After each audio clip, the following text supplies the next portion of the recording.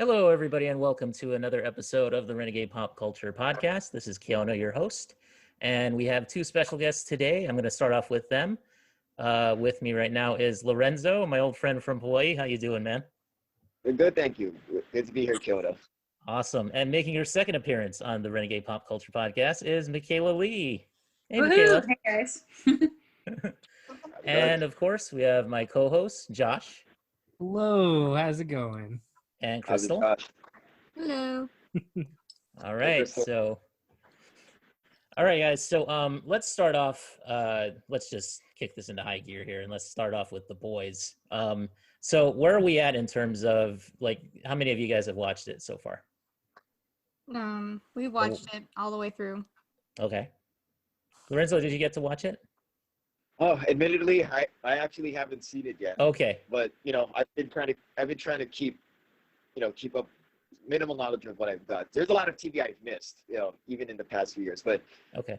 I'm here also to just kind of learn a little about it, or I guess what I can think of is thoughts in comparison to superhero grid. I just want to hear my thoughts on that one. Perfect. After you guys talk about the show. Yeah. Okay. All right. And Michaela, you just started watching the show, correct?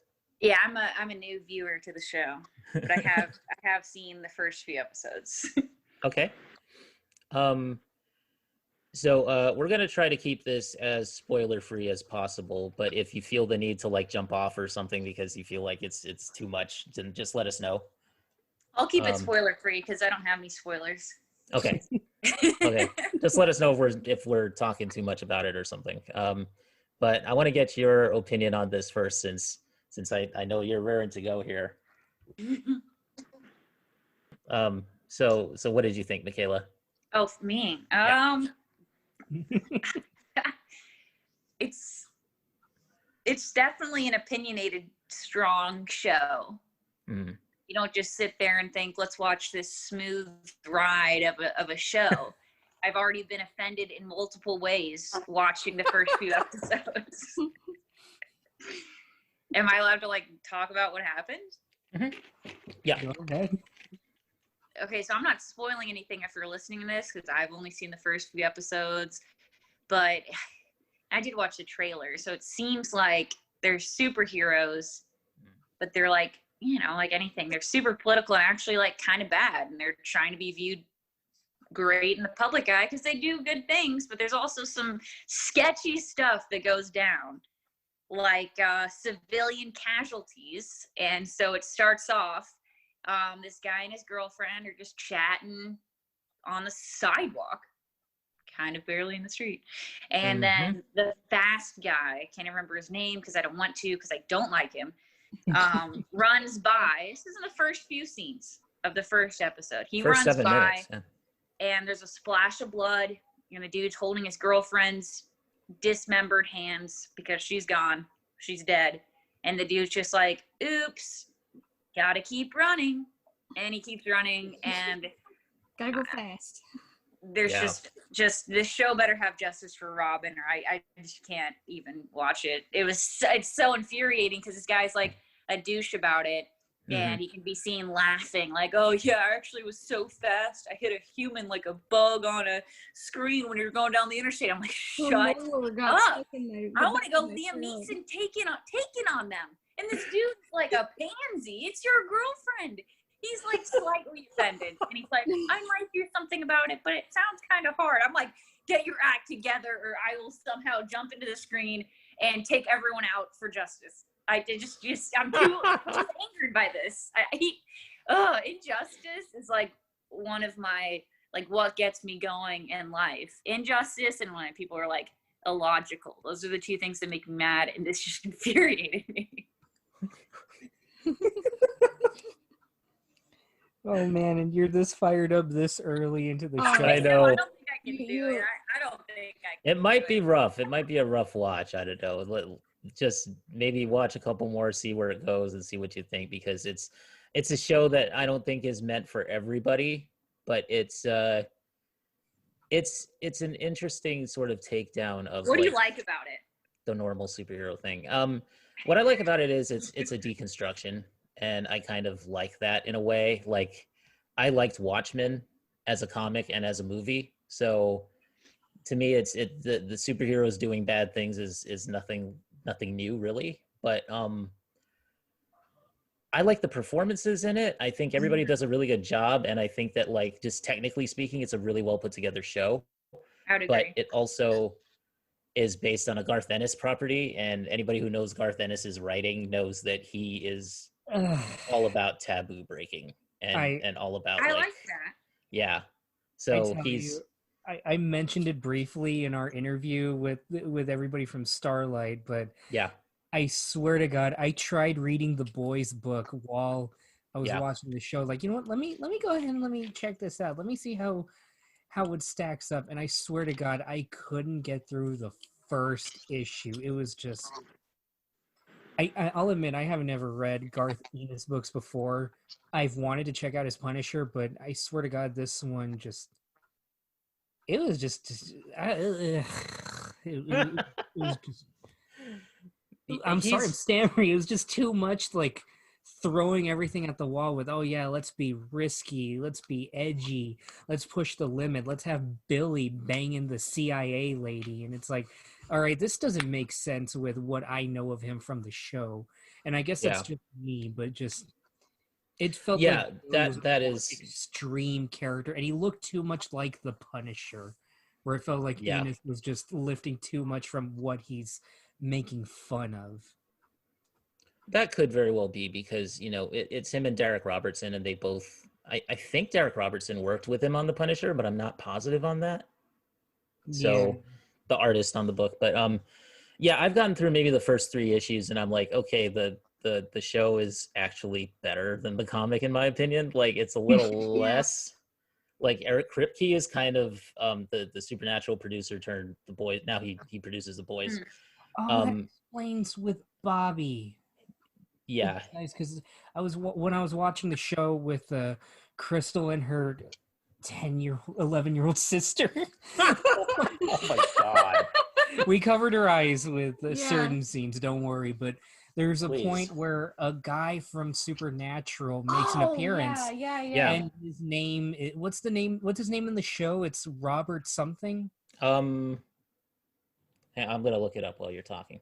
It's like he's named basically the exact same name of the character from Supernatural, just Robert Bob. Well, his name is Bobby Singer in Supernatural. Yeah, in The Boys, he's called Robert Singer. Yeah, Jim Beaver is the actor's name. His character name is Secretary of Defense Robert A. Singer. So he is literally the same character as he is in Supernatural, or at least the same name. I will say on things that I really like about this show, like if for nothing else, I think the thing to just really consider is just, in a weird way, as much as it's very adult and very, very gritty with what they do and with all the terrible things that the superheroes do and everything. Not for an 11-year-old girl. Not for an 11 No. girl. God, no. It's just because we were just watching it, and then she just kind of silently like sneaked in and just sat down and started watching it, and then we're like, "Oh, Catherine, You're like, get out now. get out!" And she was like, "No, I'm Enjoy your just childhood. She came in right when I think it was right when Billy came in. Oh yeah. And at that point she's like, all right, I gotta stay. Because my mom was really into Supernatural, so of course she would recognize him. Mhm. It was so cute. She was like, Bobby! But with the characters, in a weird way, there's a lot of heart in this show, and that shocks me the most. Like, Yeah, that's the strange thing about it is you get to the point in the show where Billy Butcher, who's like the main guy who's trying to, it's Carl Urban, his character. Is it the green outfit guy? No, it's the guy No, who that's Lee. it's the guy with like the really like the Cockney British accent. Oh, the Like Australian who one or whatever. the Australian guy. Yeah. That guy's cool, right? He seems Yeah. cool. Well, he's working against A-Train and Homelander and all And the they're boys characters, all the superheroes. Homelander's good though, right? no, just I All think I know is the first few episodes, and they're like, Homelander's good, and I'm like, Someone You- good? Okay. You think he's okay at first, but then you realize just what's course going on not. with him. This is like, I know he's going against the taboo because superheroes are usually good, but Hmm. I don't feel like he's going against taboo in that all huge, overpraised organizations are usually dirty on the inside. That just seems like something that's unfortunately in Yeah. life. Yeah. And so I feel like him now making superheroes bad guys, it's like, I'm having enough of that in today's world that I'm okay with the taboo at this point. I'm usually not, but I'd be okay with some like Starlight. Just everyone be little Starlights. They're cute. They're doing their job. I'll say that Starlight is probably one of the best characters in the whole show. Yeah. She's like the best Right. of the superhero She's characters. the best of the superheroes, and Huey, who is Yeah. Robin's boyfriend, he's the best of the boys, pretty much, and just Yeah. like somebody explained it to me best. I was talking with Gwen, my friend Gwen from YouTube, and I was just talking with her all this time because I started watching this and Watchmen at the same time, the HBO show, and I leaned more to this. And Yeah. the thing Same. that I love about it is every single character just has so much going for it. In particular, she likened Huey to that being in an abusive relationship with everyone, especially with Billy. And I see that. you're gonna see that the most as the first season goes on. I You're see gonna that already starting. Yeah, I can Yeah. identify it. More It's pretty Yeah, you can see frustrating. that. You're gonna be even more frustrated when you go on, but then you're gonna be like, you know what? Good on you, Huey. You take the path of the righteous and all that. Does Huey flip a switch? That's all I need to know. I need him to flip his He switch and get going. Kind of does, sort of, I need in him a to get way. angry. Like there's a point in season 1 where you can see he's just starting to lose it. Like he's starting to kind of like lose his center and lose his moral compass, kind of. But then he Don't pulls lose your back moral from it. compass. He pulls needs back from it. righteous anger. But he at deserves first- to be angry. He deserves to go He after the does. bad guys hardcore. I need him to flip his switch because I'm already flipped. I'm mad. Justice for Robin, and this guy's just like, I don't I'd know. say- I'll think about it. Boy, why do you gotta think about this? Do it. Exactly. I'd say the point for him, I love it. there's 2 points. There's one that I think you've already seen where he quite literally flips the switch on translucent, but then another switch happens in relation to Starlight. Mhm. And then another switch happens Kind of right in near relation the to end Billy, of the season. sort of. I'd say that switch with Billy starts getting more flipped in season 2, but like Yeah. when Huey starts to really go like, all right, fuck this, let's go. All right, I just dropped the first F-bomb of the It's cool, man. of the episode. It's all good. It's all good. It's right near the end of season 1, and you more or less do get that kind of payback, Michaela. Yeah. Okay. Oh yeah. Don't know if I can wait that long. The most interesting character to me is Homefront. Homelander. Yeah. What? I Homefront? Homelander. Okay, I I'm swear to like, God, I I'm said it in my That's head. an amalgamation of him and Stormfront. I was about to say Starlander. I'm like, no, that's not it. Star- Starlander. Homelander. These are all like Tumblr ship names right now. Who's the green guy at the beginning with Starlight? He's the That deep. is He's the supposed to be deep. like Aquaman, kind of. Oh, I hate That's- him. He's far worse. Yes, I hate him He too. is hilarious, though. As the season Oh goes my on, God. there's Oh a yeah. there's a scene with a dolphin. Oh, That's there's. all I'm gonna say. Ugh. That's Deep. all I'm gonna say, and it I felt wouldn't like even something. let that guy save Yeah, it not gets. something that guy saved me. If I need help, I'm like, don't even put your hands on me. Just let it. Oh, the poor lobster. Oh God. Oh my God. It gets worse, man. It Like, gets worse. don't worry, it doesn't involve him doing things to them, but it's just incidental. I'm telling you right now, Crystal for some reason became sympathetic towards him near the end of season 1, and the whole time I'm like, no, this asshole deserves it. No, Oh yeah. the creatures around him didn't deserve it. The creatures around. No, the creatures around him do not deserve it. This guy is like he's the most incompetent Aquaman spoof I have ever seen. He's more incompetent bad. than the Family Guy spoof of Aquaman. But like, I just didn't expect what I saw from him at the beginning. I thought it was like, Yeah. oh, it's cute. Starlight's, she's in now. And then he's like casually giving her a tour. And then all of a sudden, excuse me? Bro, put your Yeah. pants on. What are you doing? What a And- weirdo. And not only that, but in the comics, it's actually worse because it's not just the Deep in there that does that. It is Oh, no. all the guys, oh no. all of What them. makes me almost more mad as Yeah. women supporting women Yeah. is that the girl in the bathroom's just like, don't let him see you like that. Like, wipe your tears. Girl, Yeah. let's team up. Oh, you're This gonna- is the Yeah. issue. You're gonna turn around on Maeve. Yeah. Yeah, I think you're gonna like what happens with Maeve because she is one of the better ones as well. Oh, yeah. Like, yeah. So When I she won't say says anything that else, with when she says that with Starlight, it's more or less after years of being beaten down by just the system. It's just like, look, it's kind of that tough puppy love where it's like, look, just Yeah.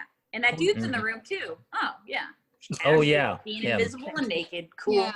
Take your exit, sir. Oh, he Which, does. Don't worry. I'll mention. I think my sister was in the room for the dolphin scene. we keep hyping this up, but I'm telling you right now,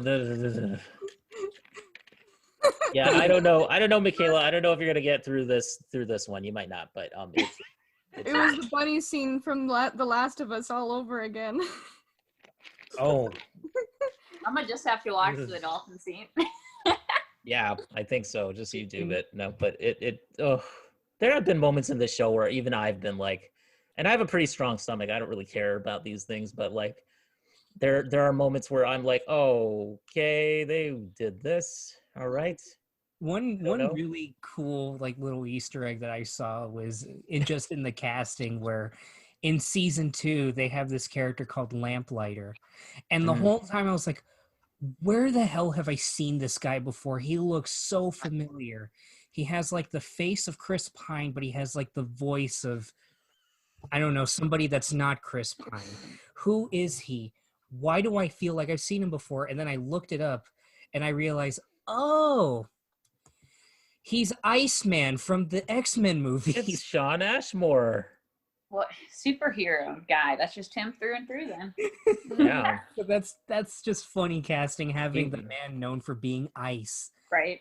being the light guy. He was Iceman, and now they made him into Pyro, basically. He needs a better name. Sorry. But Sean Ashmore. Lamplighter, I'm so scared. Here Lamplighter. comes Lamplighter. It sounds like Gaslighter. Like a That's what I thought. so scared. Oh God, he's gonna tell me something didn't happen when it did. What do you mean I didn't save you? I save you all the time. He's the Clark Kent of this. He's the Smallville Clark Kent of this show. So Lorenzo, hearing all this, what do you think so far? Well, the conclusion I've definitely said is, even though let me tell you a unique thing, and don't worry about spoilers because I'm actually spoiler insensitive. Is I actually haven't watched the show at all yet, but it's kind of like a lot of shows where because of how popular they are, You hear about I it. already might have an inkling of it. Like Game of Thrones was actually another one too that I've only seen a few episodes here and there, Yeah. but I'll Same. somehow get an idea of the lore and everything. And first thing I'll say is all the characters in the show are definitely fucked in the head. They are, man. From what it sounds like. Yeah. Yeah, they are. But on the other hand, what I do find neat from a writer's perspective is the fact that, of course, when you get to classic superhero grid or imperfect heroes, of course, Watchmen is always going to be an inevitable thing that gets brought up. Even from my own experience, I actually read Watchmen when I wasn't even in high school yet. Thanks to Dad, who also read these kind of comics too, and it was kind of unique to see about how superheroes were not always these people like how Superman or whatever were portrayed. And then so it's neat to see that, in terms of how times have changed, is now that we can actually put a show like Watchmen came out as a movie, there's that new series, and then you had more books like Super Books from I think that was a Mark Millar book, if I remember right. Yeah. A lot of yeah. these things are a lot more common now, but Yeah. And now for it to hit, now when you have an over the top story like The Boys, like this on TV, it's available to everyone too. And you know, what's I gotta say too is that I think it's a good thing. I mean, just to bring, it's obvious that it's parody, and these things are not meant to be taken as serious things of education or learning or guides to your own morality compass. Or if anything, it might just teach you to reflect on your own moral compass and realize, okay, I'm not such a bad person after all. But it's also okay to laugh these things, because remember, it's still fiction. The one thing that a lot of people in this era forget is that fiction is still fiction, and if you're not, and as long as you're not mimicking the questionable things that any of these characters do, then it's okay, right? So I don't know if I might see it soon enough. Kind of like how I've never watched Tiger King, only because even I have a point too where I'm like, do I really want to watch a show about unsavory characters just because everyone's watching it? That's another thing. But I ain't gonna knock anyone else for watching it too. So the fact that fiction, absurd fiction like this exists is always a good thing, and it needs to stay there so that in just the arts in general we don't get dry. Or two, it's kind of like with a lot of history. It reminds us what not to do or not how to behave, that type of thing. That's if there's any social awareness lessons to be learned, it's all fiction can teach you, as simple as don't act like that, right? And so I'd like to see the show continue, even if I haven't watched it yet. It sounds like a hoot for sure. Yeah, they're planning on season 3 already. Like Eric Kripke already tweeted out that they're going to start filming in early next year. So at the very least, we have that going. And Jensen Ackles is going to be on there too as a hero. So the supernatural links just keep on rolling, baby. He's got the composer from Supernatural. He's got a bunch of producers from Supernatural, a bunch of writers and directors. So yeah, they're all jumping ship now. That reminds me too. Speaking of rude superhero stuff, that also reminds me of another old comic strip that I saw. I think it was in not Heavy Metal Magazine. I think it was Penthouse Comics. It was like when they were trying to do more rude superhero stuff. There was this parody about how on Superman, about what kind of rude things he could do with I think this issue came out back in the late 90s, I think, but it was a page-long comic about all of the rude things that a superhero could do, and how they portrayed it was you can clearly tell that it's Superman's outfit, but all of the flesh and face parts are all just rendered in black, and each panel with a disclaimer, and said, "This is not Superman. Superman is a trademark of DC Comics and such." And it would be everything from, I think there was everything, one from robbing a bank, one to banging Lois Lane, and a whole bunch of other stuff. And each panel was accompanied with this little disclaimer that said, it looks like Superman, but it's not Superman. Because Superman is trademark so and so. But and The Boys, as far as you can see, the obvious superheroes that it parodies in each of the characters. And I think it's awesome. I really endorse the occasional rude superhero story to keep on coming out, whether it's through The Boys or any new story that might come out. I think we're stuck with this one for a while, to be sure. It's very good. It's very interesting that you say that, because with Homelander, I was going to say before, because it's going to sound like a weird thing to like bring up, and I feel like I'm already like kind of playing with fire bringing it up, but I used to be a real big hater of the Zack Snyder movies, of Superman, of Man of Steel and Batman v Superman, because I never really knew Superman, but I thought I knew Superman, and I thought, this isn't Superman. He's very unloving and all that, but rewatching them lately, I appreciated Man of Steel and Batman versus Superman more. I love Man of Steel. I still don't like Batman versus Superman, but I No. respect it. No. But Homelander is what I thought Superman was, and I realize now when I was talking with Gwen, Homelander is basically Superman in the worst case scenario, like more so than Superman Red Sun Or Brightburn. or Brightburn. Just Oh, this is what would have happened is He Superman. sounded like Superman from their description. Yeah, he's essentially Superman. he's basically what would happen if the Kents gave Superman to the government. Right. That's Yeah. what I'm gonna say, but like the way they do with him and how they develop him, and just his almost sociopathic nature, it's very compelling. And they even do a spin on how, like, in most Superman stories and movies, the only thing that keeps him tethered to humanity is Lois Lane. They Yeah. touch on how toxic that can be in The Boys, and how that is both manipulative and very, very dangerous and horrifying. And they play on that so well. And I can't praise it nearly enough for that, because by the end of the series, or at least by the end of season 2, the actor that plays Homelander is probably my favorite actor in the whole show. He is like, at first I thought, okay, he's kind of cool. He's just kind of there. He has that presence, but I was just thinking he's just one of the guys. But by season 2, I thought this man needs an award, because he is so terrifying. It's like that quiet guy that that's always very nice to everybody, but you see them snap just one time.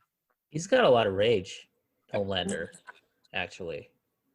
Like, I've been in relationships like that. Yeah, I get that. Oh no, you have not like Homelander. Oh my god! I want you to remember. If you've been in a relationship with somebody like Homelander, you need to go to a therapist now.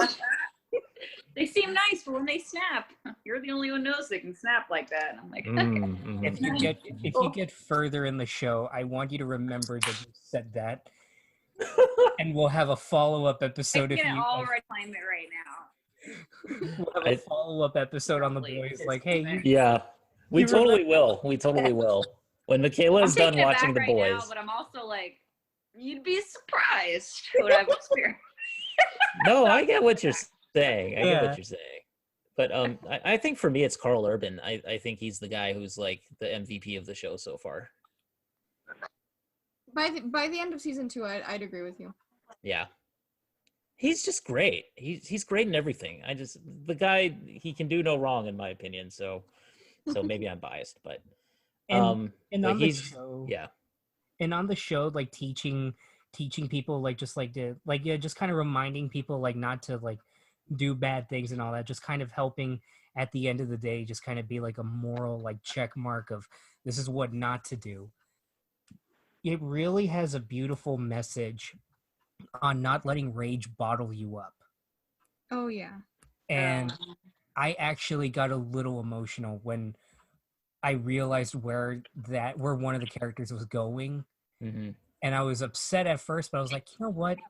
This is so beautiful, just him checking his mental health and actually recognizing I can't just let this sit with me.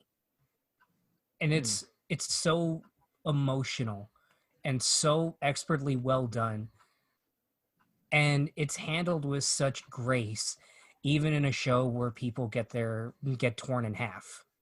Mm-hmm. It's an odd mixture that the show is of emotional resonance and at the same time ultra violence. So it's kind of a weird mixture where like you don't expect to feel the journey that these characters go on. You don't expect to feel for them, or you don't expect to have any kind of empathy for them, but then it ends up kind of being that way, if that makes sense. Yeah. Like it's whereas with Watchmen, it's kind of like, I don't know that I felt that necessarily. Like I'm talking about like the movie itself. That was more of like, I was just watching the events unfold and and then you kind of pick your side or whatever, if you do. or maybe they're all wrong in that movie. But like going back, I don't know about the show so much because I haven't really watched the show. But if you go to like The Boys and you kind of go into it thinking that, okay, I'm just going to observe this show and just be like a passive watcher Oh, it's of not events. possible for me. So I don't, yeah. And then you end up, it ends up not being that at all. But you see, I thought that was how it was going to be because I saw the show before I started reading the comic. And then within the first 7 minutes, I was like, okay, I'm kind of hooked here because this is that I can't not be hooked by what happens in that opening with A-Train and what happens to Huey. That's yeah, I couldn't walk away from it at that point. That's funny because for a while I did. When the show first came out, back in, I think it was last year, I was watching it with my friend Diego, and he was like, hey, there's this new show from Seth Rogen and all that. It's about superheroes. Let's check it out. And I just wasn't in the mood, I guess. I don't know. But then after A-Train plows through Robin and they're sitting at his house, at Huey's house with his dad, played by Simon Pegg, which... Fun fact about the comics, Huey in the comics is modeled after Simon Pegg, so it's like he's a designed nice to look like Simon Pegg. Looks exactly like him. But we got to that point and we were just like, I don't want to watch this anymore. And I was like, you know what? I agree. I don't know why, but for a while I thought this is just too much. It's too tasteless. And then, you know, as the world has stopped spinning right now, you know, we were just like, you know what? We kind of went through a lot of stuff that was keep making us entertained. Let's just pop on The Boys. Let's see what happens. And yeah, after that, I guess I felt re-energized and I was like, I'm in for this. I want to see the justice. I'm waiting for the justice. You got to tell me there's justice, or I cannot watch it. I'm just going to watch Rambo. That's my favorite movie series. If that says anything about my dislike for The Boys, not dislike, but like the irk that gets me. Yeah. Rambo, it's like, why are you pushing me? Don't push me. And he pushes him. Rambo's like, burn down your town. I think the thing with Watchmen, the show, and The Boys, I heard it described to me best from Gwen. She said that The Boys is like Watchmen by way of RoboCop. Just like with all the social commentary with RoboCop, the whole I'd buy that for $1 and all that stuff, the super like ultra violence going on, but it's also a statement of police brutality and your move, creep, and you know, corporate capitalism and all that stuff in the 80s. And this one's just like the corporate capitalism of the 2000s. My favorite thing in RoboCop is like the bad guys in the beginning when they're running away from like Murphy and everything in the van, and the one guy he grabs the other dude and he goes, "Can you fly, Bobby?" That is my favorite friggin' moment. That he just tosses him out of the van. That was insane for me because I knew Clarence from That 70s Show as Red Foreman. Oh yeah. I was watching. I'm like, oh hey, it's Red Foreman. Can you fly, Bobby? Yeah. He's come a long way. Yes, he's reformed himself and gone on a sitcom. No. Anyway. So you know, you got like a guy like Jack Quaid playing Huey, who is Dennis Quaid's son. So that's an interesting bit of casting. He surprised me. Yeah, he's actually really good. He's such a good actor. He's really good, but he's playing a character that, like, even I had problems with Huey at first because I was just like, man, I don't know if this guy's so milquetoast, you know? Yeah. I related too much to Huey. I'm that kind of guy that second guesses like all my decisions. So like when he's yelling at the guy that's giving him the non-disclosure agreement and the check. Oh yeah. And then it's revealed that it's just all in his head. I was like, oh, I was mad that it was in his head. I feel so attacked right now because that's me. Yeah. Okay, that's me. That is totally me. I second guess. I'm like, ask the boss for a raise. Oh my gosh. I'm like, I don't want to talk about it. But if you kill my loved one, my switch is flipped. That is the one thing that will get me. And I thought it was going to be him as like, a passive guy. I thought it was great. I agree with it's hard at work. You know, he's like kind of nervous. He doesn't know if he wants to go in with this guy or not. I totally get that. He's kind of letting people boss him around. I've been there. I'm that way. But if you kill a loved one and I see your blood splatter, I'm not myself anymore. I'm in a mode. I don't know if that's bad or not, but that's how it's going to be. When the love of your life turns into a fine mist, you know.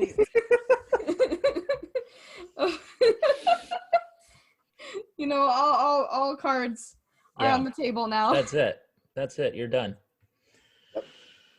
Oh, man. All in all, I give the boys 9 splattered Robins out of 10. Right? I am. I rewinded that part. I was like, I saw that happen. Wrong. Then I rewinded and I was like, I didn't see it wrong. I personally give it 10 Carl Urban cunts out of 12. Yes. He's just got such an incredible accent in that show, just playing to his natural accent. He's like, hey, what's your story, love? He's brilliant, man. All right. Do we have anything else we want to say about the boys, Josh? Being that we've watched through the ending of the show, through the ending of season 2, let's say, not of the show, but of season 2. Man, there's that moment in the season finale when there's a character, a new female called Stormfront. Oh God. She is interesting. I'll leave it at that. Yeah. But she's talking to this kid, and it's thinly, not so thinly veiled. Like the second season ups the social commentary. And talks really about modern superhero filmmaking. Yeah. There's a jab in there about the theatrical cut of Justice League that a lot of people loved, and I'll admit when I saw it, it was I funny. laughed my ass off. It was really good. But then it also gets into the alt-right and white supremacy and all that. And she's telling this kid about how there are some people, this kid is white, by the way. She's telling this kid that some people want them dead just because of the color of their skin. And this kid, he's just like, are you serious? And she's like, that's called white genocide. And I was just like, oh my God. Is Storm white? Yeah, she is. Yeah. There's a lot worse about that character too. Like she's white, but she goes even worse than you could possibly think. That's fine with me. We're going against taboo. Women aren't usually the baddies. Like, let's get one in there. Yeah, That's she's hilarious that you say baddies. She's baddies. She's the battiest of the baddies. Like usually, but like the only reason I keep watching is for my little Starlight. She's so cute. I'm telling you, yeah, she gets Starlight's so much better in the second season. You can't harm her. I will rage quit watching the whole show. and there's a scene. There's a scene that I guarantee, Michaela, you're gonna cheer at, because it is the show's take on that one scene from Avengers Endgame with all the female superheroes coming together. Yes. It's like that, but with the boys' kind of spin on it. Cool. The Wakanda women are just great. Love them. Oh yeah. Yeah. They're just so cool. So Josh, are you talking about the there's like 2 instances of that, and one is more serious than the other. So you're talking about the more serious one, right? I think I am. So. It's called people call it the girls get it done moment. Yeah. Because there's a dumb thing that they do dumb line in the thing where for their Dawn of the Seven movie. Yeah, it's a movie within a movie. Featuring nothing but the girls, and they look at the camera, they're like, "Don't sweat it, 'cause girls get it done." Okay, my new hashtag for all my posts. Oh my God. I would actually, that is, yeah, that's so funny. That is so funny. so true too. I want to see you, Michaela. I want to see you cosplay as Starlight. I think that would be a good one for you. Oh, that would be I really know. Yeah, I've seen pictures of her before, and I was like, oh, she looks really cool to cosplay, but what's this girl about? Then I watched the show, and I'm like, okay, she's cool. Yeah, yeah. By the would way, work. did you recognize her, Kiona, the actress Erin Moriarty? I've seen her in some other movie, I think, or maybe one or two other things. It was another thing, but it wasn't as obvious like a Sean Ashmore, but Yeah. her face just felt so familiar, and I found out she's from Jessica Jones. She was in the first season when Hope Kilgrave was... Schlottman. Yeah. She Oh was my the God, girl that's that right. You're Kilgrave right. was like praying after, and Yeah, Oh my god! I think that's where I saw her. Yeah, yeah, you're right. it's just a who's who of like, hey, I've seen that guy before. Yeah, I mean, it really is. A lot of Oh, people in the oh show my are God. very recognizable. when we first saw Edgar, Oh yeah. Mhm. Oh, when we first see Yeah. Ed, Giancarlo Esposito. Yeah, he's yeah, great. which of all the people from Breaking Bad, he's probably got the best post Breaking Bad career. Just seeing Gus Fring. Oh shit. Oh shit, Yeah. you're Lex Luthor I and, think and you Harley and I Quinn? screamed. You and I screamed when we saw him. Yeah. He's such an awesome actor.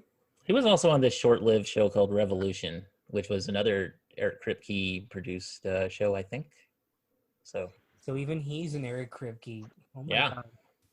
all right, so now that we've said our piece about the boys here, and I think we're good, right, Josh? Are you good to go? Yeah, Good to I move think I on from got that?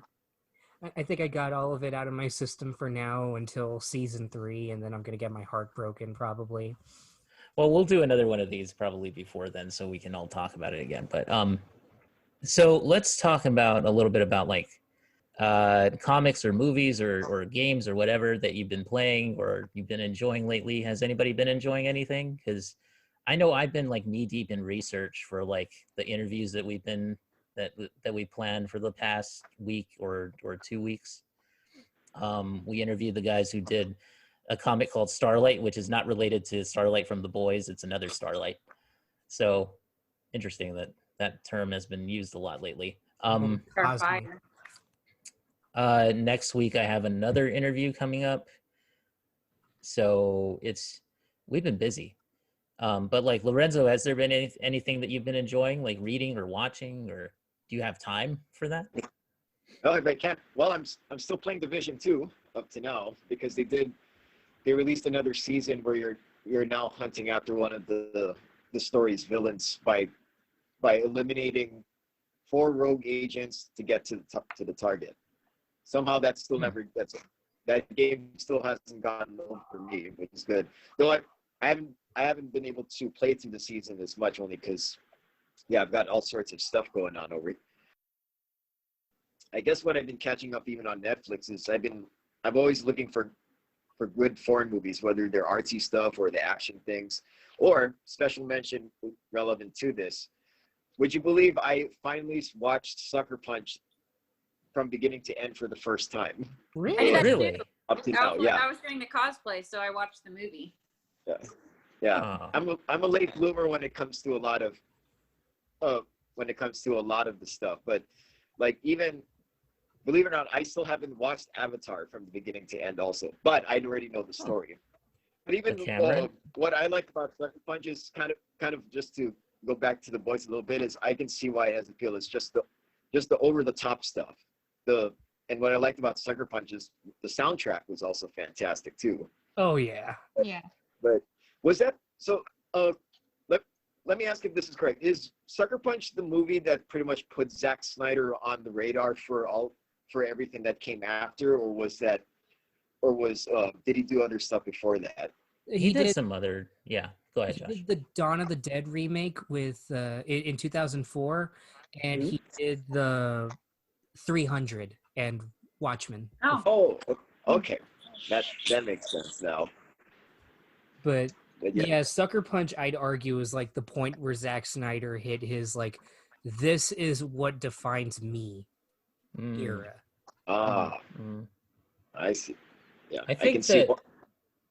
Yeah, I think it was for me it was Watchmen that put him on the map, because didn't that come out before Sucker Punch? That came out before, but I don't know. For me, Watchmen still felt like he was learning with his style. Like he, like every director kind of has those few movies that they do before they're like, all right, this is how I'm gonna make movies. Yeah, that's it true. took Tarantino until like Kill Bill, where he's like, that's it.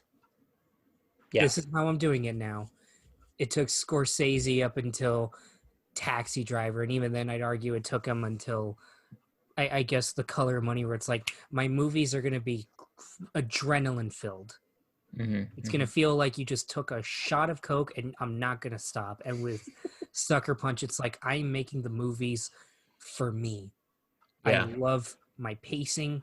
I love my aesthetic. I'm just gonna do more of this. And credit where it's due. I really He like found his Sucker style Punch. there. Yeah. He developed his own sort of aesthetic.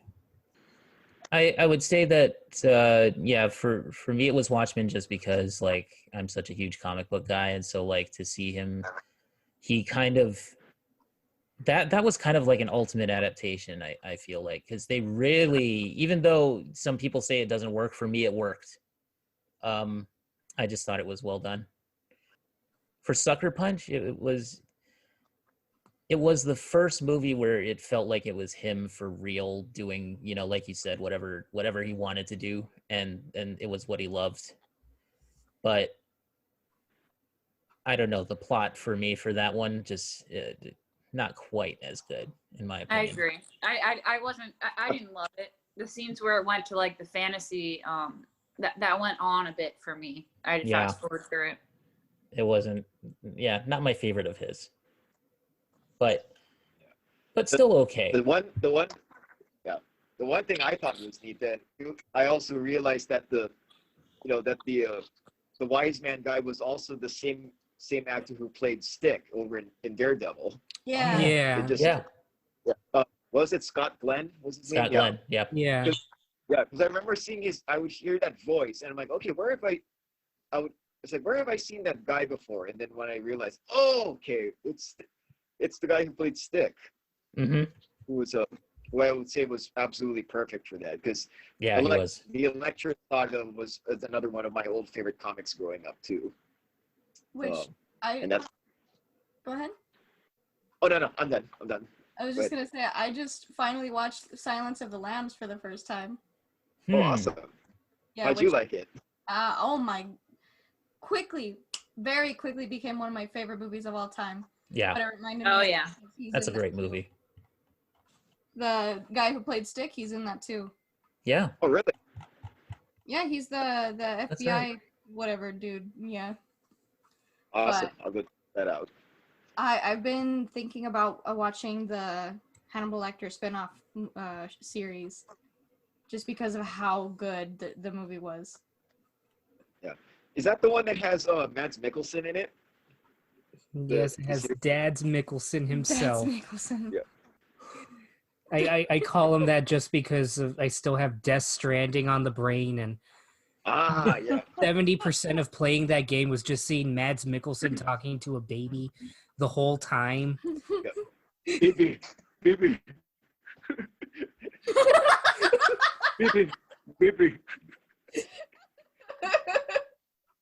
He won awards for that too. You know what? Yeah. They were deserved, okay? Oh yeah. I too felt like Mads Mikkelsen was my father. The audience couldn't see it, but Oh. Lorenzo just got really close up to the camera. Oh my god, that's so accurate. That game was great though. That was definitely my Christmas time game for sure. That was my quarantine game. Yeah. I had to quit my job, and I was just like, man, I feel like I need to move around. I feel like I need to go on a walk, but oh wait, I can't go on a walk. You know what? Let me play this game about walking.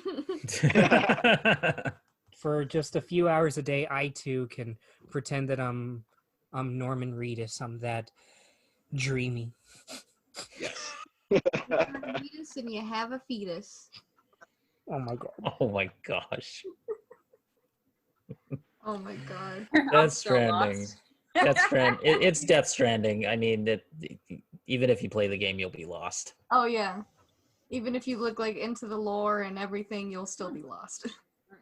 Yeah, it's a Hideo Kojima game. So I'm frankly surprised it didn't get Game of the Year from what's his name, from Jeff Keighley. Because he was in it. He can't be nepotism.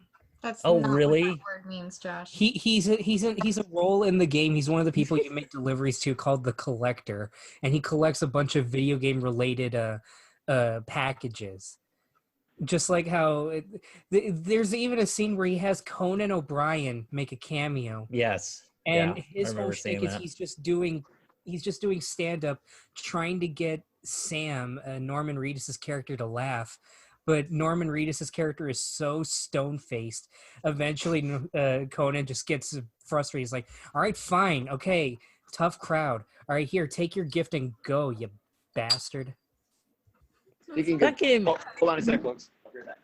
Okay, that game is so weird because it's like, oh my god, I don't know. It's serious and at the same time it's a Kojima game, so it's like too weird to be serious.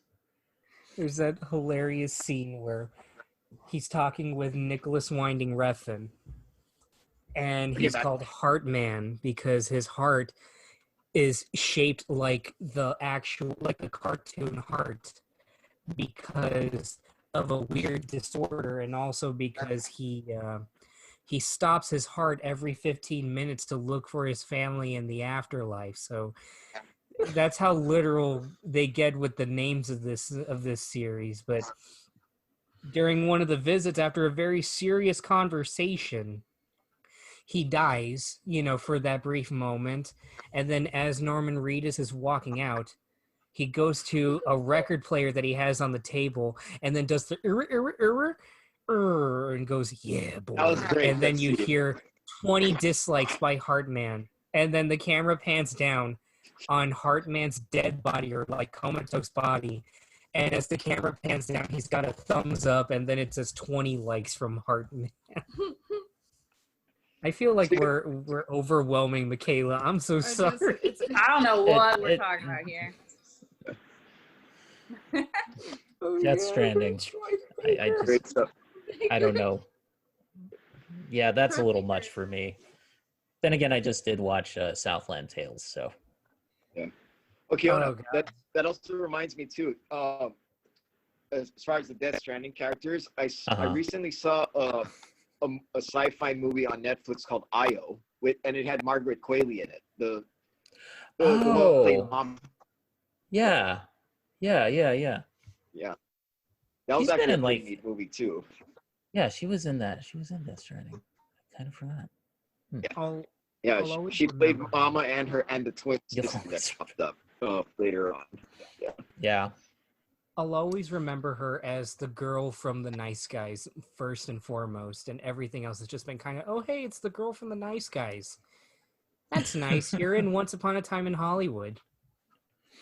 That's nice. You're dating Pete Davidson.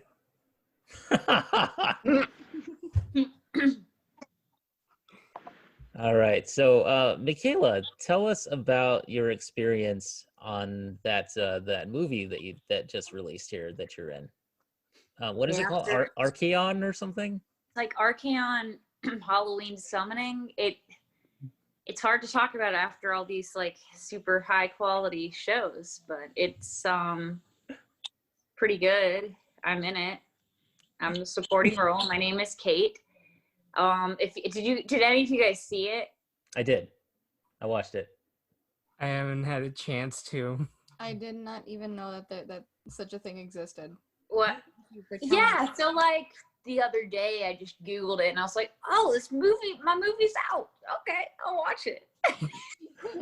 It was meant to be in Redbox, so I don't know if that will ever happen, but it was made as a Redbox original. I just want to say what you think about it. I definitely have a lot of insider information. There was a lot of little things I know from being there, but what'd you think about it? Did they cut you out a little bit of the movie or something, or did you have more of an arc? Because that's kind of what I was thinking, that like there was maybe something there that wasn't in the movie or something. No, I just have like, okay, so the bathroom scene where like I'm talking with the two guys and then we're like, hey, we're gonna go to the bathroom real quick. That was a total improv scene. That was only added because I was like cutting up with the directors, like, hey, the guys are talking, like, what if we had her up in the bathroom, like, where we're talking about the guys? Because, that's what girls do when they excuse themselves to the bathroom. And they're like, we might not add it, but, like, just go for it, guys. And then I look up the movie, and, like, the one scene that they used for the cover picture was, like, the scene in the bathroom. So that wasn't supposed to be there originally. There you go. Oh, that's cool. And then my Halloween outfit was a SWAT uniform, but it was called Hot SWAT. They told us to show up in a costume. So I showed up as, this Wonder Woman, because that's what I wanted to be.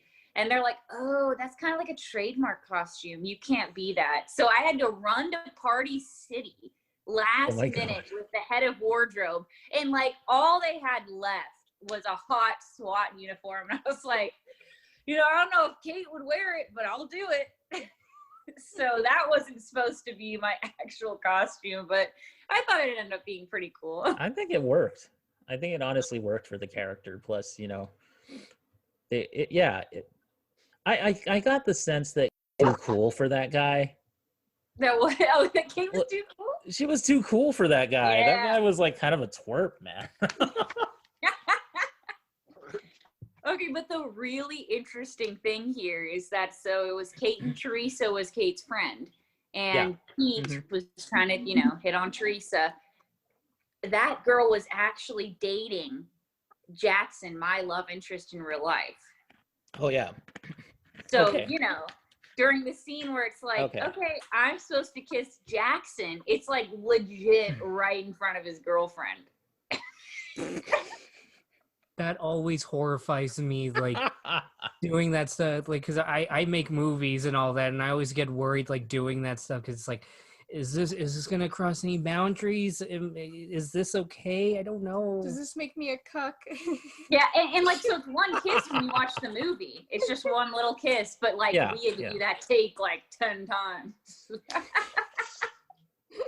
And I even brought up, I was like, I know Teresa's lines. Do you want to like switch? Is it more comfortable? And she's like, no, I like my character as Teresa. You should be Kate. And I'm like, okay, I'm gonna just be over here kissing your boyfriend. Okay. But yeah, I guess they're not together anymore, so that aged well. Aged well. He's not a twerp in real life. I'm just saying that in the movie, it was just like, I don't know. I was like, oh man, Kate deserves better. No, but yeah. He put on the mask and was just like, oh my God, I'm so scared. Yeah, the guy's like, I would have a party, but like, or I think Jackson's gonna tell on me. And I'm like, Jackson, don't tell. And he wouldn't even ask his brother. Like, ask your brother if you can have the party. And he's like, I will eventually. Did you want to be the one who puts on the enchanted evil mask in the movie? Like, do you think Kate would have if it had shown up in front of her like it always did in the box? Right. I think she would have, yeah.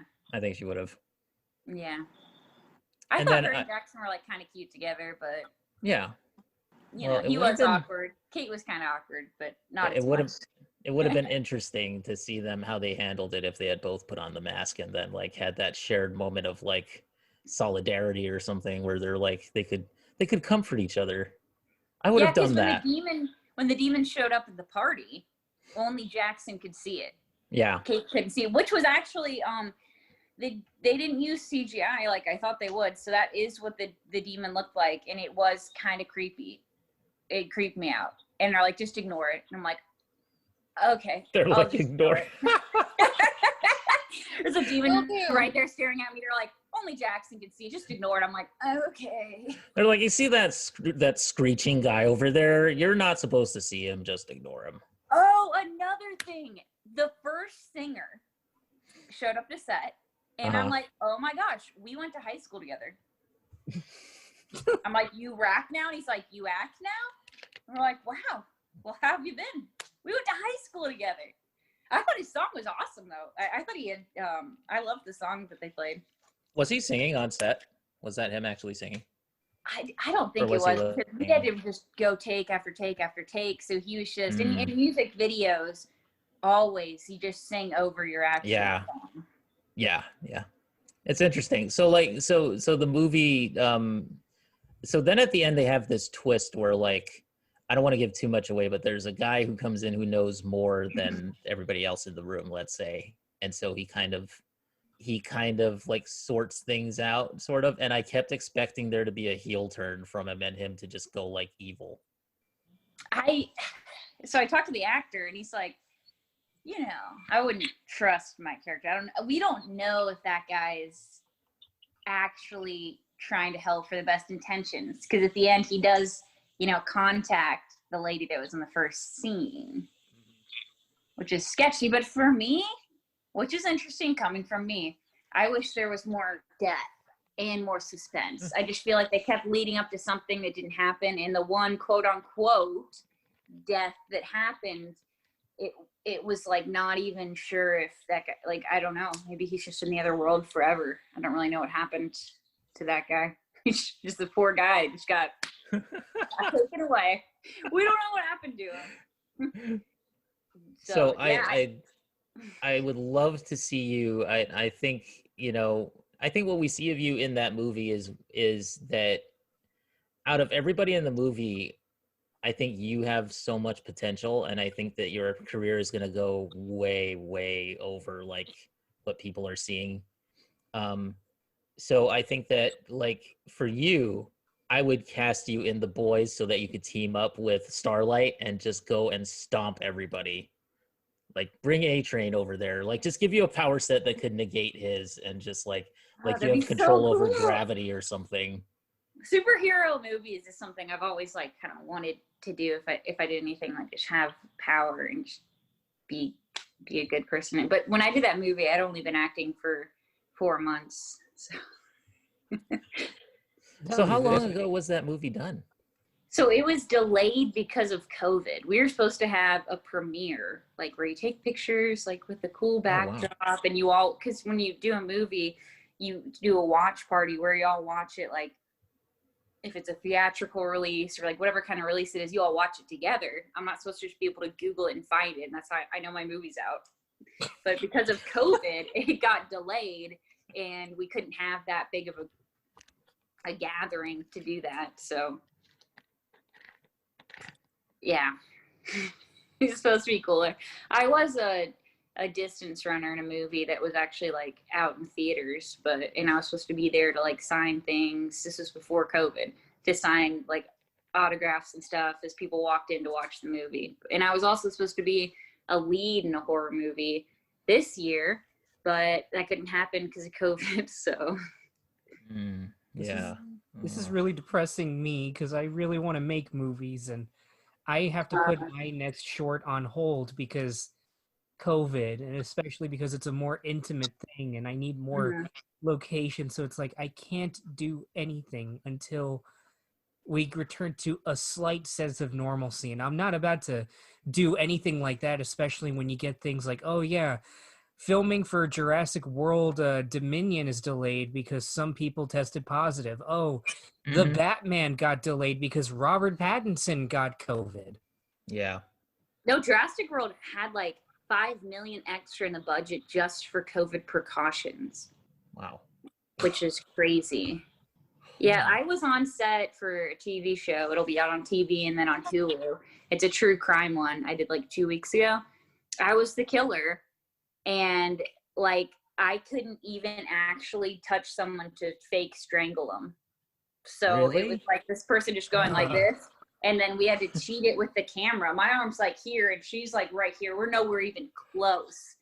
We just couldn't even, God. You weren't even allowed to touch. And I'd have an argument with my quote unquote husband, and they're like, fight 6 feet apart. Just don't get in each other's faces. We can't do that. What? Like, okay. And he had to wear masks anytime that you weren't actually recording. And there was wow. this girl was supposed to be in my car as we rolled up, and then we both get out together. They're like, sorry, we can't have you both in that close of vicinity, so you're just gonna drive up, Michaela, and then once you park, we'll cut, and then the girl will get like near your car, and then we'll go from there. Oh my gosh. This sounds incredibly stressful. Yeah. Yeah. Yeah. I imagine it must be hard for you, just even as an actor, just to kind of be in the moment, because it's like, okay, so this is basically a one-woman play right now. Okay, let's. Yeah, a ton of things are remote now too, like even whole shows and stuff. I was a virtual audience member for the Dr. Phil show, because that's a thing. There's a whole thing of virtual audience members where I like got paid to watch Dr. Phil, and my little icon was like right behind his head of me like reacting and clapping from my phone. I'm just on a screen clapping with everyone else. That's freaky. I remember seeing that on the Ellen show when she was doing her whole apology, and she looked out at the sea, and it was like all these boards with people's heads on there clapping. And I just remember thinking, this feels like something like out of 1984. Yes, that's exactly what I thought. Like, okay, Big Brother is watching. It is total dystopia now. Oh, it was weird. It was like applause button went up, and we like clapped, and they're like, okay, and we're out. Hold till it comes back. Like, okay, I'm just like sitting in my room with my umbrella lights on me at my desk, just like, okay, I'm waiting.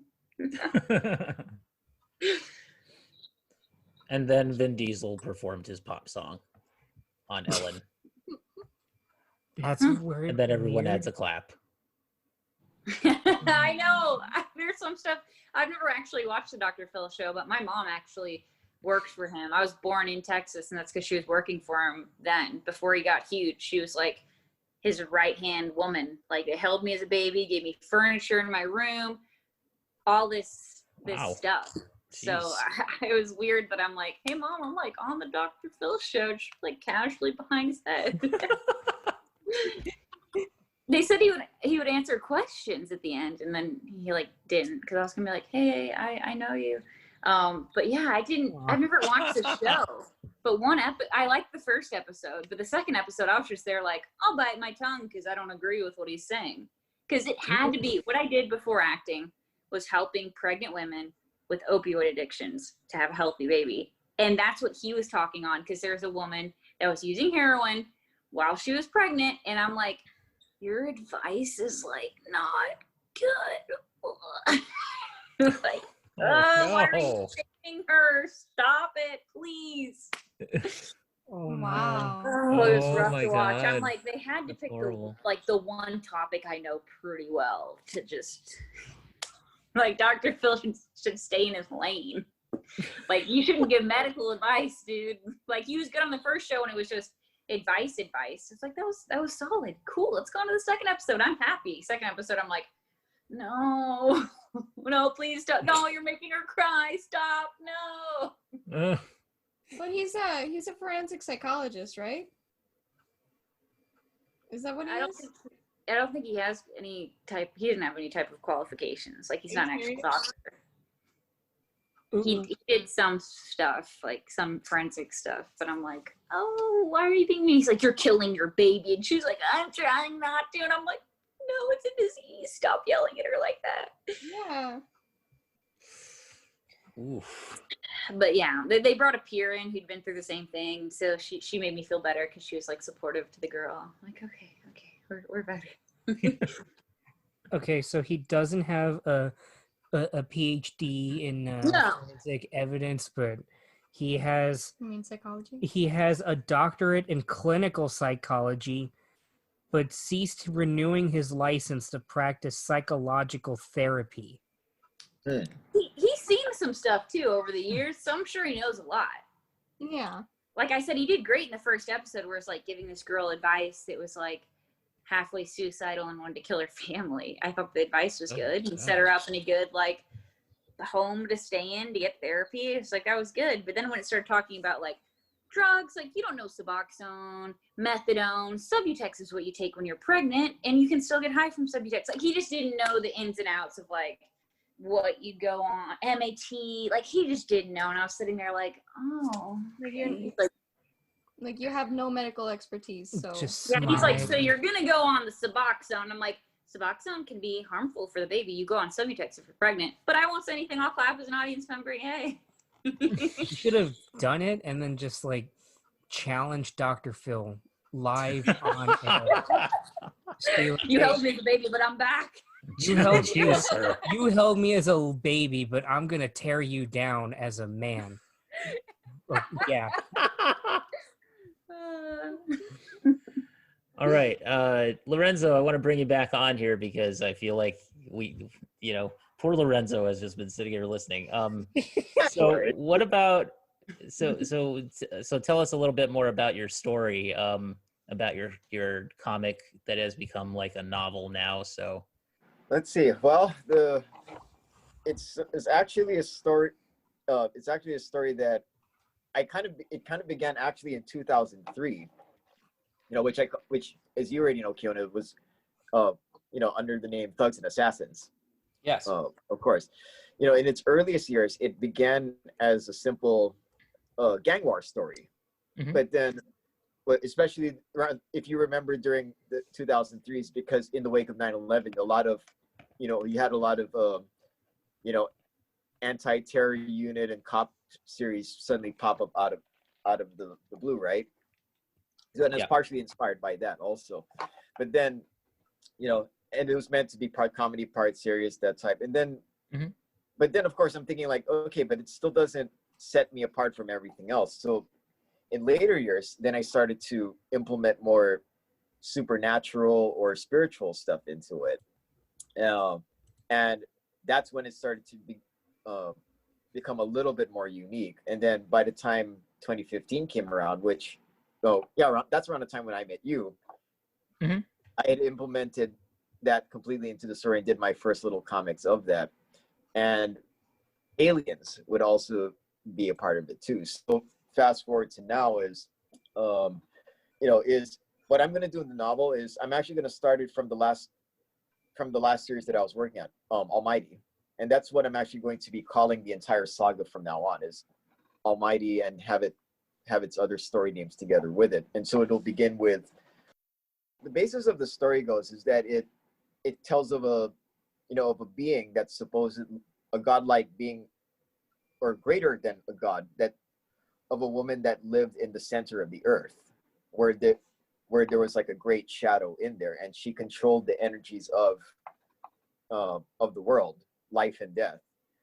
And it was implying that even in this darkness, there was actually a more sinister darkness that was beginning to swallow her up.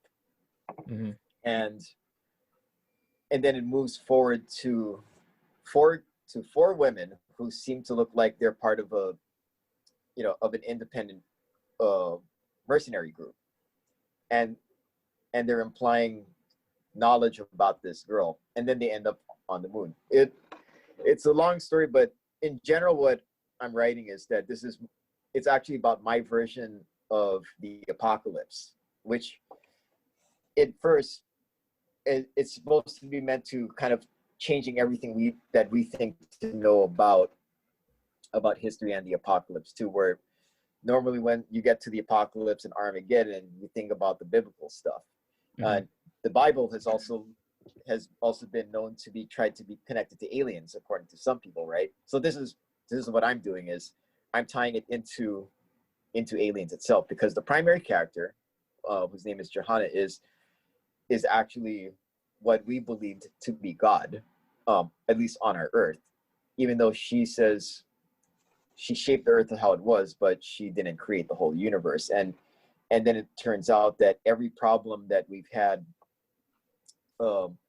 throughout history and society is actually the result of a war that she's been, because she's actually from another planet, another galaxy, and she ended up on Earth to go after the enemy that attacked her homeland. But that enemy is actually responsible for all the problems that we have today, as far as social inequality, racism, you name it.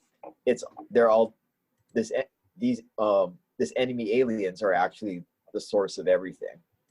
So the main character and her granddaughters are the ones that are going to be fighting this war against him, and kind of tie in the two galaxies together and its histories, cultures, and everything. Like I said, it's a big thing. It's a big thing to all take in. So that's why I'm kind of moving out of comic books to go into novels instead, because, you know, just like with every literary thing that I was inspired by, it's probably better in novel form. The closest thing I would say that would have to be was like how the Sandman universe was, in terms of try to tie in each story arc, you're piecing together the lore and the history of the characters itself, whether it's from the dreaming, you know, from the Endless themselves, or even all the human characters that were involved in there. Which speaking of Sandman, how far have you gone into the series now? I You just said you started read, reading it, right? yeah, I read Preludes and Nocturnes, and then I had to kind of move on and read a bunch of other stuff because I was trying to write my column with all the capsule reviews of comics and stuff. So, but so far I've just read volume 1, but it was really, really good. Yeah. And that's great. I need to read more. Yeah, I highly recommend it, because Sandman is probably the one primary comic series that probably influenced my writing style too, as far as, you know, that whole thing about mixing the modern day and fantasy and or mythology into it. A lot of the characters that you've even seen in the DC, you know, in like the DC Vertigo series were also found in the Sandman world also. Some of them might even come from them. One of the best stories is the one called Brief Lives, which was also illustrated by Jill Thompson. And that actually talks about things like gods and goddesses walking amongst the earth as well. Yeah. And that's kind of one of the elements I wanted to write into Almighty, which is about a goddess in the middle of the earth, who finally you learn about how she finally came out of the earth, how she got there in the first place, and how they got her out, and her own catharsis to being what she was, because she was actually a soldier from her homeland, who had gained a whole lot of power, but she didn't know how to use it yet, and it messed her up basically. And her own granddaughters, who are all human, Earth humans, also inherited all that power is actually in their genetics. So, and it's ultimately them that actually kind of have to help snap her out of it, and to finally find a balance in her, you know, in her own powers and herself. And as that family, they will be the ones to continue to things, just to fight that war that was continuing in their galaxy. That at the same time, they're also trying to enlighten the rest of humanity. So appropriately enough, the term, a lot of people like to say, whenever you get to disasters, they always say apocalypse, but they confuse that with Armageddon. Apocalypse is about revealing the unseen. That's Revelation. Armageddon is the one where everything gets nuked over there. So I thought it would be a neat thing to, you know, after reading a lot of, you know, Isaac Asimov and other sci-fi things, just to kind of implement my version of it into mixing it with fantasy and sci-fi together. Yeah. And so that's awesome. What I'm gonna do is my next book that I'm gonna publish next year is going to be more like an illustrated novel version of Almighty rather than a comic book instead. Cool. That way I can really tell, besides show what's happening, I can give you all that lore stuff that as you know, sometimes lore books alone is also a great thing to sell too. Just like concept art and everything like that. And it's a kind of a niche market, but it's always good to explore, right? Yeah, I'd say so. Yeah, definitely. Yeah. Josh, how does that sound to you? Yeah, I'm down. I'm still trying to get more into like broad stories like that, but I'm down to read it. I'm down to check it out, and I want that lore book. See, you got another customer right there. Okay, I'll be working on that for sure, Josh. Thank you. But yeah. No worries. All right. So, guys, apart from that, what else have you been enjoying so far? Anything else? Michaela, have you been playing anything? Because I know we didn't really ask you like what you've been up to here. Are you still playing League? I'm playing League is out right now, so everyone's playing that. It's the most loved featured game in League, but I'm on the Among Us train. Oh, okay. Okay. I I was haven't played early that on yet. playing So Among Us. If you played the game Mafia before, which I love, I get friends together and they're like, "What do you guys want to do?" I'm like, "Play Mafia," and like no one really ever wants to.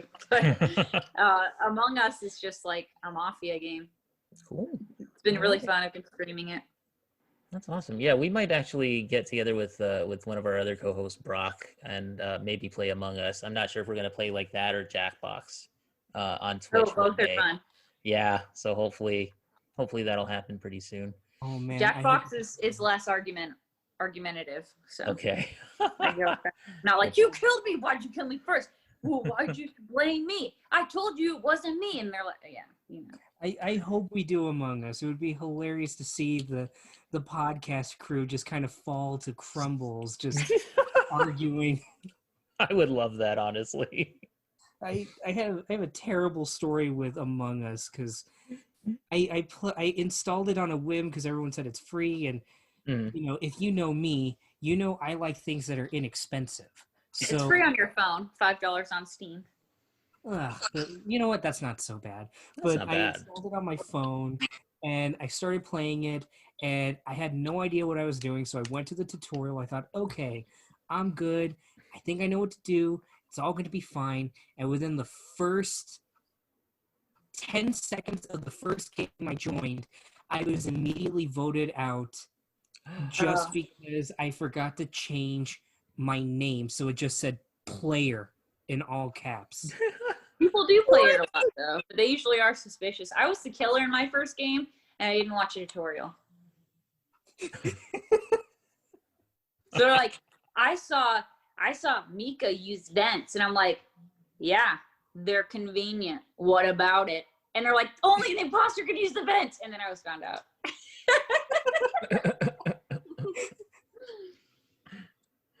Now I kind of want to play it because I'm just so curious. Don't use vents. They're just too much of a liability. I've never used them as the imposter anymore. That's hilarious, though, that you just tried to own it. Just, yeah, what up? Like, yeah, they're efficient. Are you not using them? They're like, no.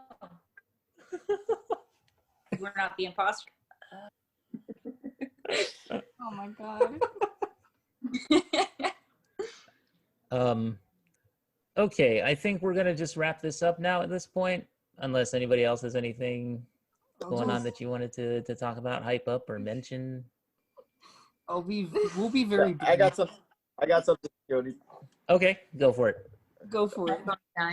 Oh, just wanted to make a quick mention before I go. Is so I recently joined a new group called, what was it? Have you guys heard of Comicplex? The Comicplex Comics Network? No. No. Yeah. So as I might have mentioned to you earlier, so I got invited to a virtual con that these folks are going to be holding called 101 Tales from November 17 to 21 over there. And yeah, it's hosted by this thing called Comicsplex, spelled Comixplex, and looks pretty neat. It's because I got invited by Mog Park and her crew to participate in this, and it kind of almost looks like a mini social media network, but specifically for comic creators and fans. If you want to check that out. Yeah. Oh yeah, I see it. Okay. And I'll be actually participating, and Nobu's going to be there too at some point. I think we chose. I'll be posting later on to know which time and dates, but there's going to be like tons of artists joining this one too for that event I called see 101 that. Tales. Yeah. Yeah, I see it. I'm on the website right now. Okay, interesting. Yeah. So go check it out, and I'll have a much cleaner presentation about Almighty that I've been actually preparing for this event as well. Trying to create some Okay. art. Mhm. I've actually got Anvu doing a special doing an illustration of Johanna to sell to make a Oh, special awesome. limited edition over there too. Yeah. It's going to look awesome. Yeah. All right. But Cool. and what's neat too is that I noticed that there's I'm going to be meeting with them on Sunday for a virtual meeting as well, and it looks like there's actually a bunch of local artists that I've never met before in the normal circle of the Hawaii cons. Mm-hmm. These are all new people. Really? It's not the usual folks that we've seen that always been seeing for the last few years. So I'm great just to see what kind of new what other new talents actually exist over here. Yeah, that's awesome, man. Because I know that there's a thriving sort of like artist, like there's a lot of artists and a lot of writers in Hawaii that are just local writers and artists that don't really see their work kind of published in like on the mainland or anything. Like I haven't noticed too much of it. So we definitely need to put the word out. Yep. And make sure guys like Todd, Bernardi and everybody are like, and Sam Campos and everybody are seen. Mm-hmm. So that'd be cool. Maybe that's something that we can do one day is just have like a little podcast of just like all the Hawaii born comic guys. Cause I would love to talk to you guys about what's happening over there, man. I miss my zippies, man. I miss my Korean barbecue stuff, man. I miss the food. Yeah, I believe you. Like no place, like Rainbow had better not close down before I get back there, man. Rainbow Drive-In. Yeah, so far they're still safe, and Zippy's is hasn't been hit by COVID yet, so you still got a chance. And you can always, I think you can mail order Zippy's too. So, really? I gotta look into or that. at least they're chili. You can. It's gonna be like $100. All right, but yeah, man. Thanks for coming on the show, dude. It's been a long time, so I know. Thanks for inviting me. Yeah, I'm sorry. I have to go back and like reread your stuff. I still have all your comics and stuff. I brought them over with me, so gotta go back and reread Nobu's stuff and enjoy all that. So, but yeah, we'll definitely have you back on, Lorenzo. So thank you so much for coming on. And then Michaela, thank you so much for coming on and talking about the movie and just talking about what's been going on with you. And like I know I definitely want to bring you back on as well in the future and hopefully make you a regular face around here. Because we are definitely supporting you and your career and can't wait to see where it goes. So yeah, thanks. Me too. Once this COVID thing is done, everything will get better. So, we'll get you in like the X-Men movies or something. That's what I want to see. I want to see like if you could play an X-Men character, who would you play?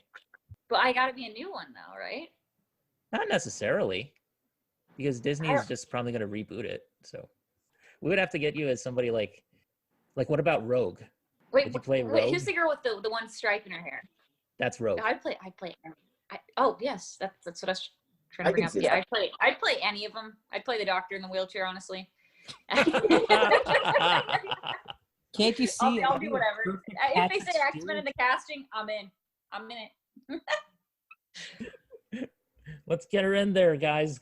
All right, I'll and save so I just want to say something very, very briefly, just as a kind of personal victory before we sign off, because sure, go for it. So we've been watching a few things here and there. In fact, after the podcast, me and Crystal are gonna go with her father and in the living room, and we're gonna watch Trial of the Chicago 7, the new Aaron Sorkin film. And I gotta say, I read that script. It's probably gonna be really good. I really liked what I read, but in between that, I've been reading The Amazing Mary Jane, which is a mini series on for Marvel that takes place during the Spider-Man thing, where Mary Jane was given the role of a lifetime in a biopic about Mysterio, directed by this indie director called Cage McKnight. But it turns out Cage exists, but he's not on set. It's Mysterio. It's Mysterio. And the Yeah. first 5 issues are all about Mary Jane just going along with Mysterio and helping him make the movie of his life the way he can because she believes in him. It's one of the cutest goddamn things I've ever read. Because Mary Jane is an actress and a model, so like that makes sense for her in character as well. And she's just this bright and like ball of sunshine, and it made me fall in love with her character even more. I used to be a Gwen Stacy girl, but Girl? you know You're a what? Gwen Stacy girl? You know what? I'm in Gwen Stacy's corner, but you know what? I've done both cosplays. As Yep. time went on, I started to appreciate Mary Jane, and this was everything I wanted to see from Mary Jane. She's spunky, she's bright, but she's also not passive. Mhm. There's a hilarious scene where she takes care of like 6 Spider-Man villains all on her own. Yeah. Just by being smarter than them, by using basic logic. And Yeah. then the Well, rest of the movie crew, they just finished wrapping Their up, power. and they see the Mary Jane's all in tatters, and she's like, "Hey guys, how's it going?" And they're like, "We got here just in time." And there's a panel where the script supervisor, just whacks like the I think It's like, Scorpion yeah. with the script. It's just like, take.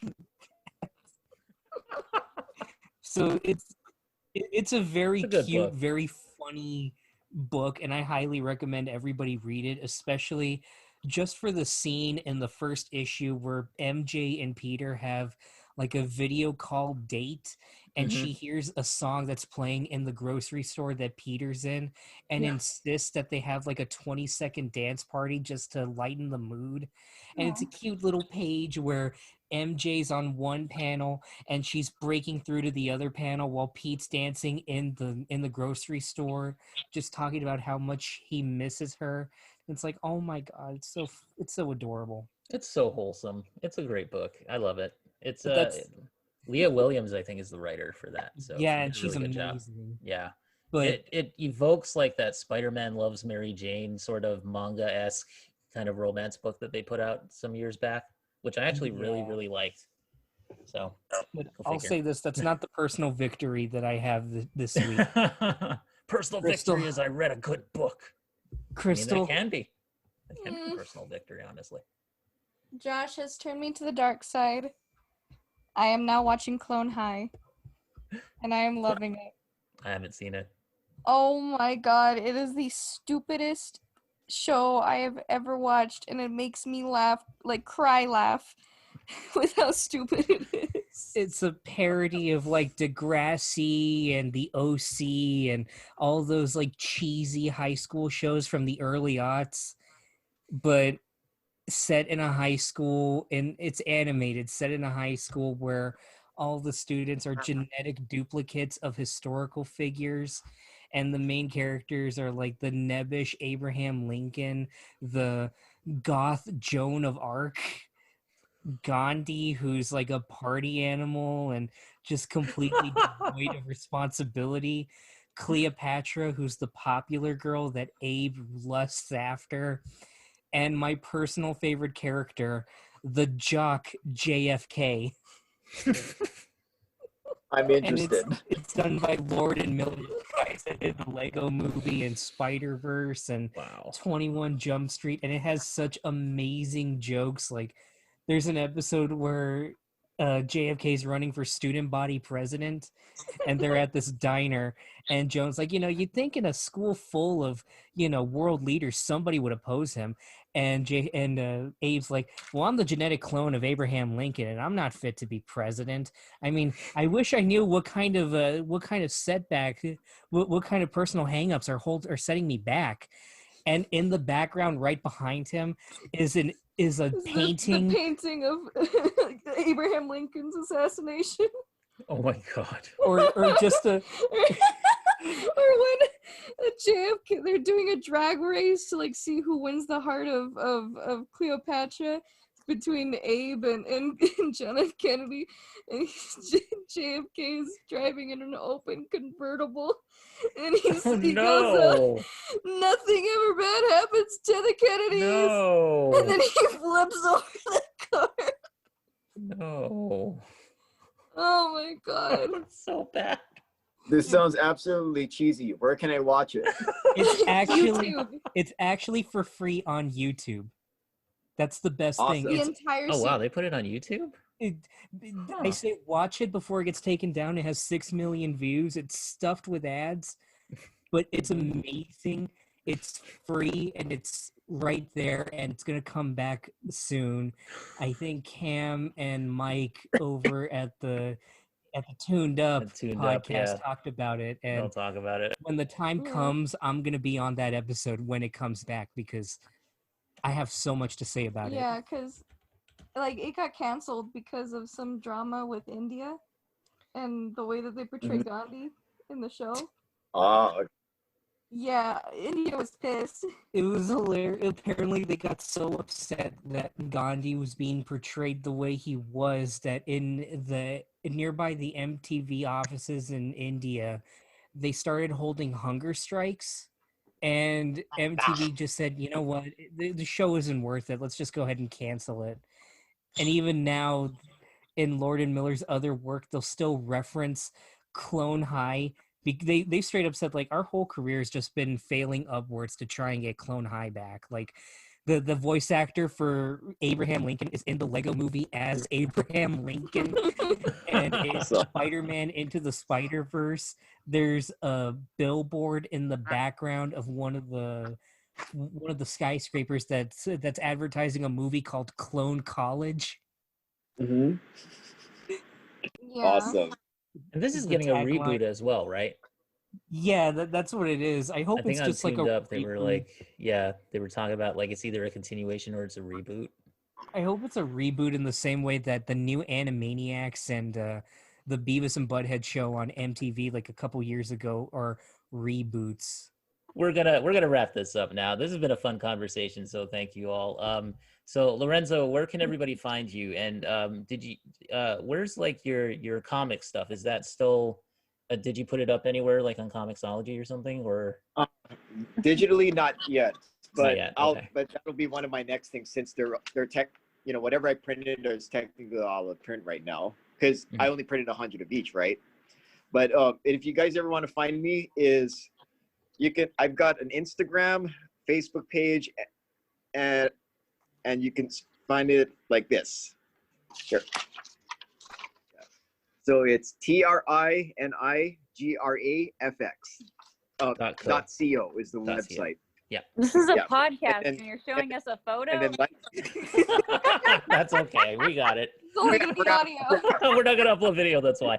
But no, anyway, you spelled it out though, man. You spelled it out. So trinigraphics.co.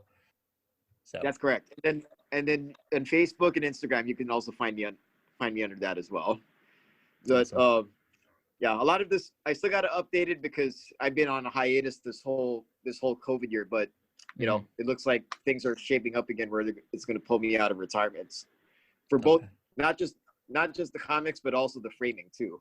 Also, Awesome. Okay. Also, And then Michaela, busy. where can we find you? Because I know your battery's running out here. So where can we find you? Oh, is she gone? www.itsmichaelalee.com. Okay, awesome. All right. And then Josh and Crystal, where can we find you? You go first. Oh god. You can find me on Twitter under simply_ragu816. And I guess you can also find me there on TikTok since it's still going strong. And Fleetwood Mac saved TikTok. and then you can find me on the Renegade Pop Culture Facebook group under my name, Crystal Gillum. And then for me, you can find me on YouTube at JoshBoy64. Tune in on the 28th, where I am going to have a video up that is a collaboration with Matt Draper called One Horrifying Scene, where I cover the 2005 remake by Steven Spielberg of War of the Worlds and one horrifying moment on there. It gets a little too real, but I'm very proud of it. And you can find me on Twitter at JSH Lozano. I occasionally tweet out nice things once in a while, and usually it's self-deprecating things. And you can find me on Facebook at Joshua Lozano. I rarely post on there, but you know what? It's nice to have my options. And you can find me in the Renegade Pop Culture group on Facebook and on the website. All right, guys, you can find us at renegadepopculture.com. You can also find us on Facebook. The Facebook group is facebook.com/group/RPC42. Instagram for me is at neoplasmic24, and on Facebook and Twitter, our official pages are at Ren Pop Culture. That's at REN Pop Culture.